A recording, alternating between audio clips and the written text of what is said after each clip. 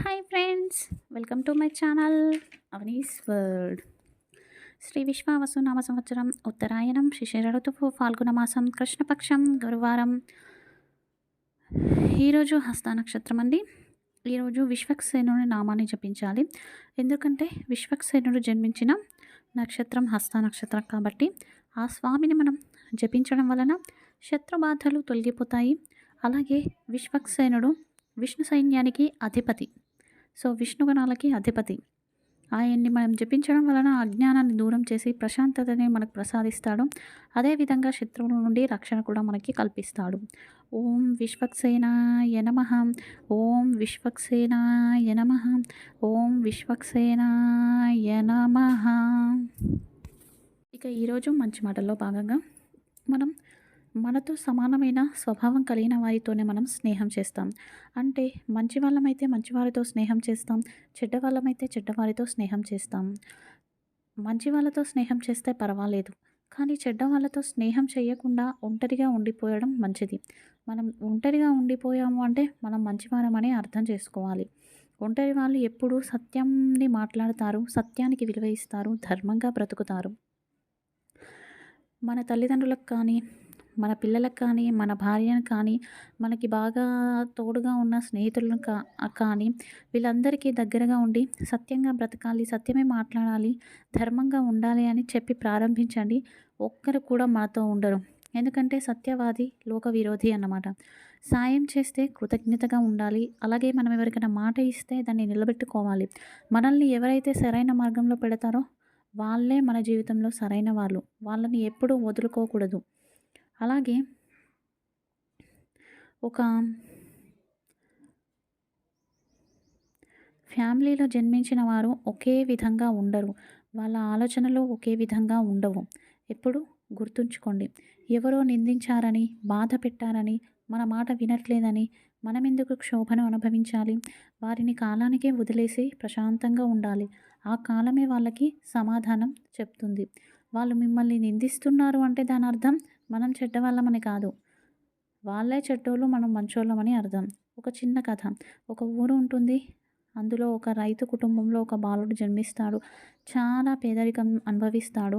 School కూడా సరిగ్గా ఉండదు. 5వ తరగతి వరకు ఉంటుంది. తదుపరి తండ్రితో పాటు వ్యవసాయం నేర్చుకుంటాడు. తన పూర్వజిత పుణ్యఫలం వలన ఆ వ్యవసాయంలో నిష్ణాతునిగా మార్చుకుంటాడు.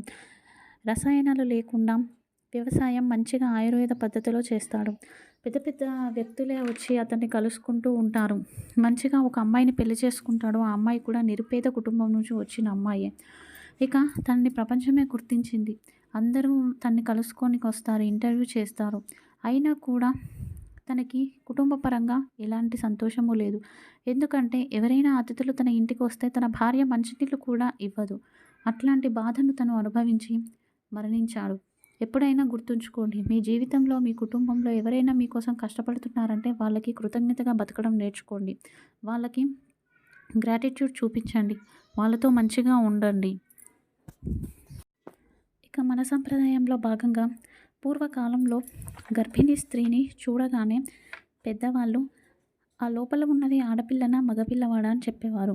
ఏ విధంగా చెప్పేవారు అంటే, ఒకవేళ గర్భంలో ఉన్న పిల్ల ఆడపిల్ల అయితే అందులో ఉన్న ఉమ్మనీరు పదార్థం, ద్రవ పదార్థం అనేది చుట్టూ ఉండేది ఎక్కువగా ఉంటుంది. మగపిల్లానికి కాస్త తక్కువగా ఉండేది. ఈ విధంగా చెప్తూ ఉండేవారు. ఇది నిజమే అని సైంటిఫికల్గా కూడా ప్రూఫ్ అయింది. ఈరోజు తారాబలం. ఈరోజు నిత్య నక్షత్రం హస్త నక్షత్రం అండి. సో ఈరోజు అశ్విని మఖ మూల నక్షత్రం వారికి క్షేమతార, భరణి పుబ్బ పూర్వషాఢ నక్షత్రం వారికి విపత్తార, కృతిక ఉత్తరాషాఢ నక్షత్రం వారికి సంపదతార, రోహిణి హస్త శ్రవణ నక్షత్రం వారికి జన్మతార, మృగశిర చిత్త ధనిష్ట నక్షత్రం వారికి పరమమిత్రతార, ఆరుద్ర స్వాతి శతభిష నక్షత్రం వారికి మిత్రతార, పునర్వసు విశాఖ పూర్వభాద్ర నక్షత్రం వారికి నైదనతార, పుష్య అనురాధ ఉత్తరాషాఢ నక్షత్రం వారికి సాధకతార, ఆశ్లేష జ్యేష్ఠ రేవతి నక్షత్రం వారికి ప్రత్యక్తార. ఇక ఈరోజు వాస్తు పరిష్కారంలో భాగంగా సర్పాకార భూమి అంటే పొడవుగా ఉంటుంది. ఏ భూమి అయితే పొడవుగా ఉండి చిన్నగా ఉంటుందో అది కన్స్ట్రక్షన్కి పనికిరాదని చెప్తూ ఉంటారు. మనకి 8 దిక్కులు ఉన్నప్పుడు, చతురస్రాకారంలో భూమి ఉన్నప్పుడు దక్షిణ దిశ ఎప్పుడైతే తగ్గుతుందో అప్పుడు యజమానికి ఆపదలు వస్తాయి, ఆర్థిక నష్టం అనేది వస్తుంది. దయచేసి దాన్ని సరిచేసుకోండి. ఉదయం అప్పుల బాధ నుండి విముక్తి కోసం, ఆర్థిక అభివృద్ధి కోసం రేపు సంకష్టహర చతుర్థి ఉంది. రేపు ఉదయాన్నే పసుపు నీరు ఇల్లంతా ప్రోక్షించి, గణపతికి నెయ్యి దీపాన్ని వెలిగించి, గణపతి రుణవిమోచన స్తోత్రాన్ని పారాయణ చేయండి. కుటుంబ సభ్యుల్లో ఎవరైనా ఇంటికి దూరంగా ఉంటూ ఆపదల్లో ఉన్నా, ఉద్యోగం లేక ఇబ్బందులు పడుతున్నా వారి కోసం సంకల్పం చేసుకొని ఈరోజు సాయంత్రం పసుపు దారాన్ని 9 ముళ్ళు వేసి కులదేవత ముందు ఉంచి పూజించాలి. తదుపరి ఆ పసుపు దారాన్ని తులసి చెట్టుకు 3 ముళ్ళు వేసి కట్టాలి. ఈ రోజు నుంచి 9 రోజుల వరకు మంచినీటిలో గంధాన్ని కలిపి ప్రతిరోజు తులసి చెట్టుకు పోయాలి. ఇలా చేయడం వలన దూరంగా ఉన్నవారు రక్షణ దొరుకుతుంది. అదేగా ఉద్యోగం లేక ఇబ్బంది పడుతున్న వారికి ఉద్యోగం ప్రాప్తిస్తుంది.